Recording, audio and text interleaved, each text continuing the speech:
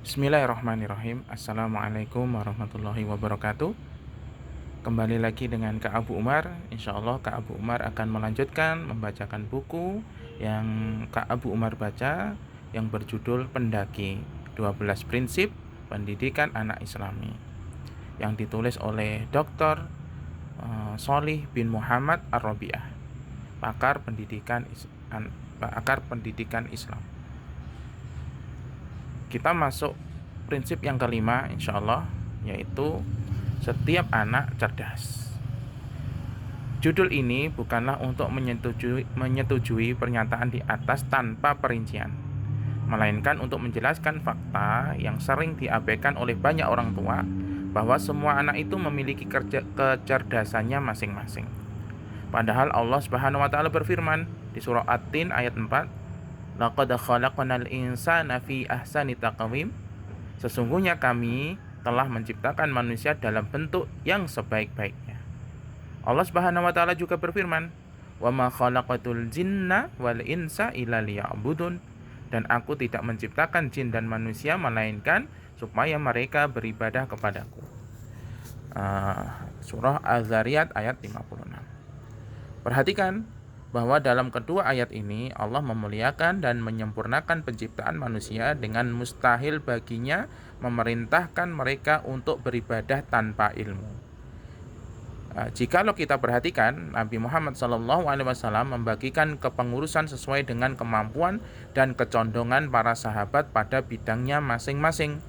Kemudian setelah itu muncul riset bahwa ada 8 kecerdasan seseorang, yaitu yang pertama kecerdasan spasial atau visual, membaca dan menulis berdasarkan kesenangan, pandai menyusun teka-teki, menafsirkan gambar, grafik, dan bahkan menyukai seni lukis serta mampu mengenali pola dengan mudah. Yang kedua, kecerdasan linguistik atau verbal, mengingat informasi tertulis dan lisan, berdebat atau memberikan pidato persuasif, mampu menjelaskan sesuatu dengan baik, serta menyelipkan humor ketika bercerita. Yang ketiga, kecerdasan logis atau matematikal, yaitu keterampilan memecahkan masalah, menemukan solusi dari ide-ide abstrak, senang melakukan eksperimen ilmiah, serta mampu menyelesaikan perhitungan yang rumit. Yang keempat, kecerdasan kinestetik atau jasmani, yaitu keterampilan yang membutuhkan olah fisik, dapat menciptakan karya dengan tangannya, memiliki koordinasi fisik yang sangat baik, serta mampu mengingat gerakan dengan baik. Yang kelima, kecerdasan musikal, yaitu mengenali pola nada dengan mudah dan mengingat dengan jelas tentang irama. Yang keenam, kecerdasan interpersonal, yaitu berkomunikasi dengan baik secara verbal, terampil dalam komunikasi secara nonverbal, mampu melihat situasi dari perspektif yang berbeda, ciptakan hubungan positif dengan orang lain, dan menyelesaikan konflik secara damai.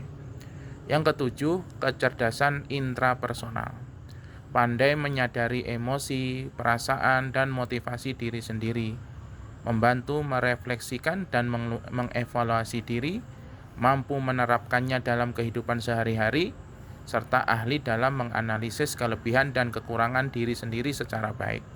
Yang kedelapan, kecerdasan naturalistik, yaitu dapat lebih selaras dengan alam dan seisinya, serta sangat peka dan menyadari perubahan yang terjadi di lingkungan sekitarnya.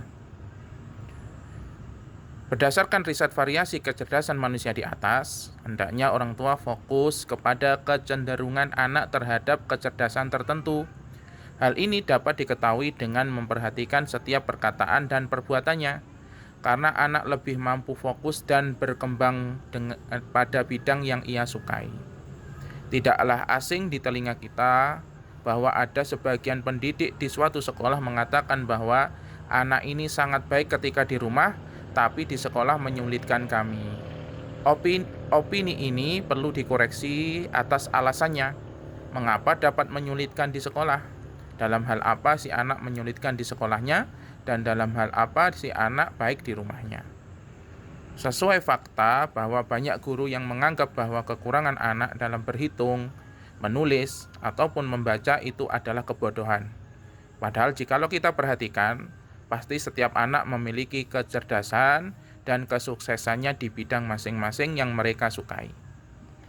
Alangkah lebih baik orang tua fokus mengembangkan semua aktivitas yang anak suka karena kecerdasan bukan hanya sebatas kecerdasan berhitung dan berbahasa. Sangat tidak baik bagi orang tua maupun guru yang secara langsung melabeli anak sebagai orang bodoh atau gagal ketika ia tidak berhasil menghitung maupun membaca. Ini adalah fenomena yang sangat disayangkan dan sangat membahayakan.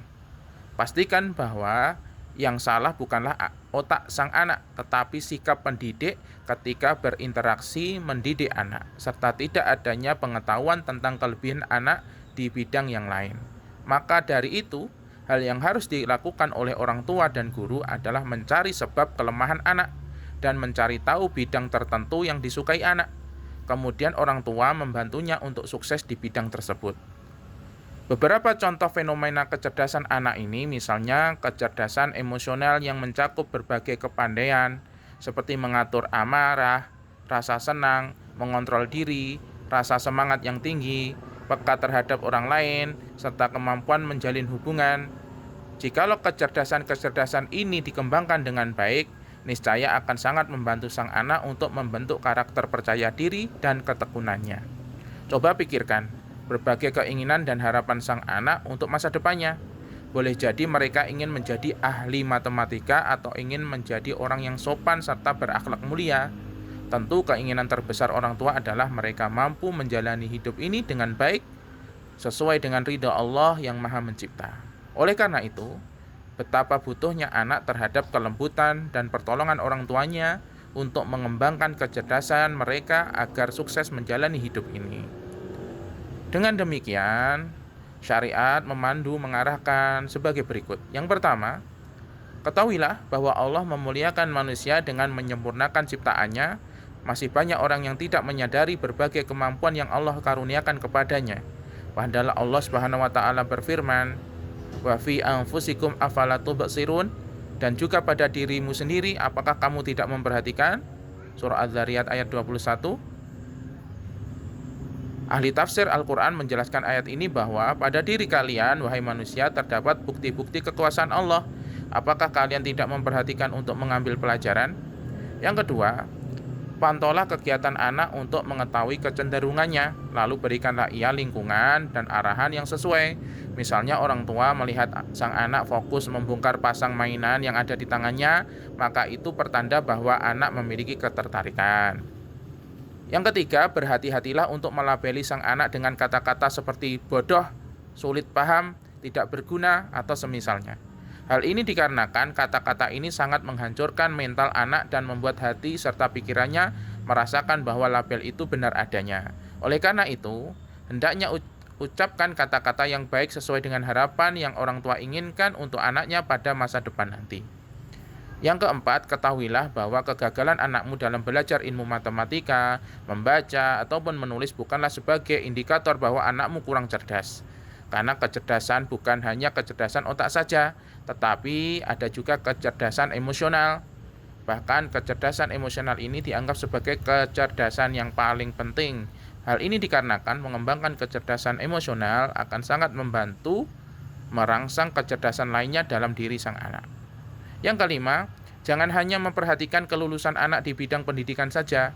Akan lebih bermanfaat lagi menyeimbangkan antara perhatian terhadap bidang pendidikan atau akademis dengan perhatian terhadap kegiatan keseharian anak. Yang keenam, ketahuilah bahwa mayoritas kecerdasan anak itu dapat tercapai karena sangat memungkinkan sekali untuk memunculkan dan mengembangkan kecerdasan tersebut seperti kecerdasan emosional. Yang ketujuh, berusaha variatif dalam mengarahkan keterampilan dan kegiatan tertentu agar merangsang beragam kecerdasannya. Yang kedelapan, pada zaman yang penuh dengan fitnah dan cobaan seperti krisis ekonomi dan politik saat ini, faktor yang dibutuhkan bukanlah sekedar kecerdasan otak saja, melainkan kecerdasan-kecerdasan lainnya seperti kecerdasan emosional sangatlah diperlukan. Yang kesembilan, didiklah sang anak menjadi anak yang paham agama, peka terhadap lingkungan sekitar dan paham dalam menjalin hubungan dengan Robnya, kemudian dengan orang tuanya dan orang-orang di sekitarnya. Didiklah anak agar perkataan dan perbuatannya sesuai dengan akhlak Islam yang mulia. Insyaallah panjang ya yang prinsip yang ini, Masya Allah, semoga bermanfaat. Barakallahu fikum. Subhanakallahumma wa bihamdika asyhadu an la ilaha illa anta astaghfiruka wa atubu ilaik. Assalamualaikum warahmatullahi wabarakatuh.